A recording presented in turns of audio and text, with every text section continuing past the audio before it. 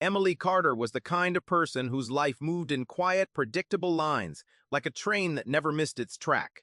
She lived in a small town called Redwood Falls, worked late shifts at a local office, and followed the same routine every night.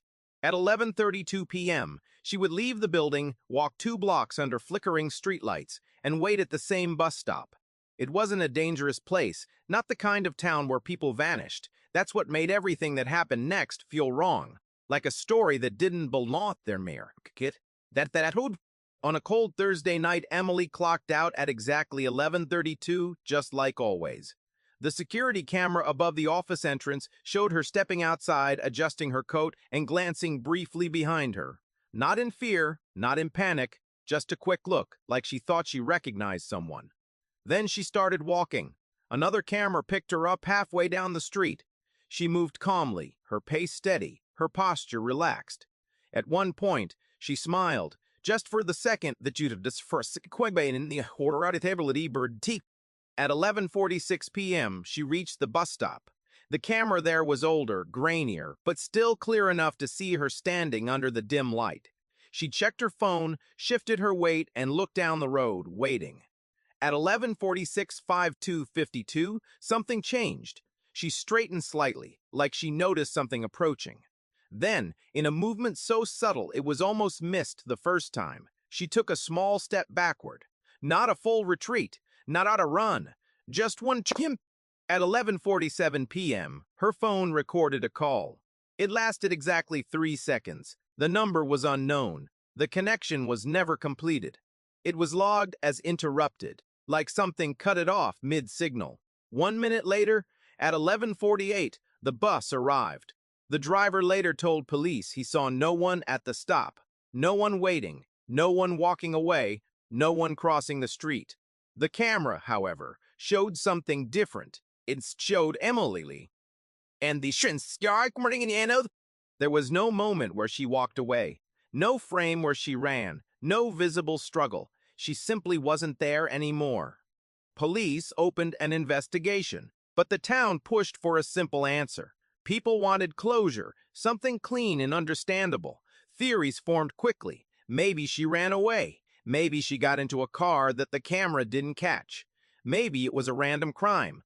But there were no signs of a fight, no witnesses, no physical evidence. Within 6 days, the case was labeled inactive. Emily Carter became a missing person file, then a forgotten name. The only thing that didn't fit was the phone call.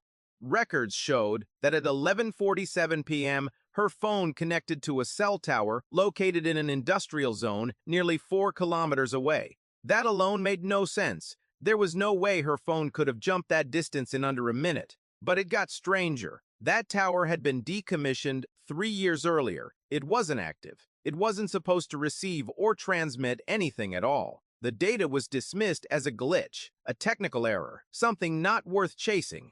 19 years passed. The file collected dust until Detective Marcus Raines reopened it as part of a cold case review. He wasn't looking for anything dramatic. He just had a habit of paying attention to details that other people brushed aside. When he first watched the footage, nothing stood out. Just a woman waiting for a bus. But then he slowed it down. Frame by frame. That's when he saw the step. 11:46:52. Emily moved back. Not randomly. Not casually. There was intent in it. A reaction. Marcus rewound it again and again, focusing on her face. Her expression didn't show fear. It showed recognition, like she knew whatever was in front of her. But there was nothing there. He dug into the phone records next. The 11:47 call had always been treated as insignificant, but Marcus noticed the way it was categorized. Not missed, not completed, interrupted. That suggested something had actively stopped the connection. He traced the signal it actively stopped the connection. He traced the signal again, double-checking the old data, expecting to confirm the same anomaly. But the result didn't change. The signal still pointed to the dead tower in the industrial zone. So Marcus went there. The place was abandoned. Rusted fences, broken windows, silence thick enough to feel. The tower itself stood like a skeleton stripped of power, its cables long disconnected. It shouldn't have been capable of anything, but Marcus wasn't looking for a working tower. He was looking for a reason it showed up at all. He found something else instead. A maintenance log buried in old records showed that the tower had been briefly accessed the same night Emily disappeared. Not officially. No scheduled work. Just a single entry that had never been explained.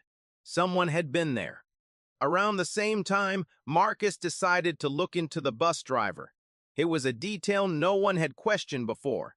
The man had given a statement, cooperated fully, and then vanished. The day after Emily disappeared, he didn't show up for work. No notice. No resignation. He simply stopped existing in the town. People assumed he moved away. No one filed a report. Marcus tracked down the last known address. The apartment was empty when he got access, long since cleared out, but records showed that when it was first inspected years ago, there had been almost nothing inside. No personal belongings, no photos, no trace of a life. Just a table in the kitchen and something left on it, an old phone.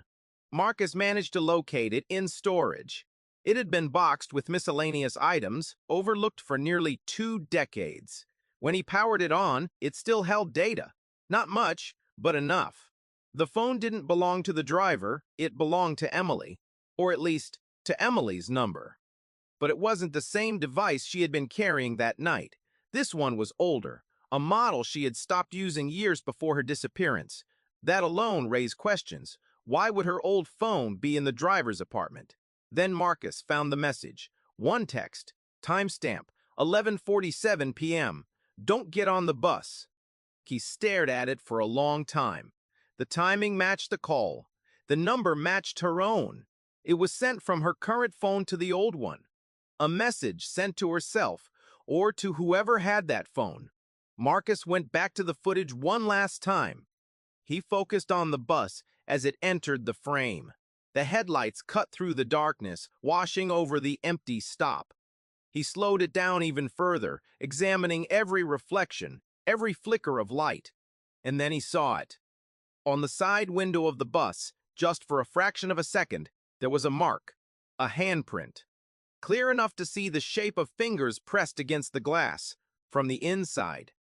But according to the timeline, the bus hadn't arrived yet. Emily had been standing outside, and somehow she had already been inside.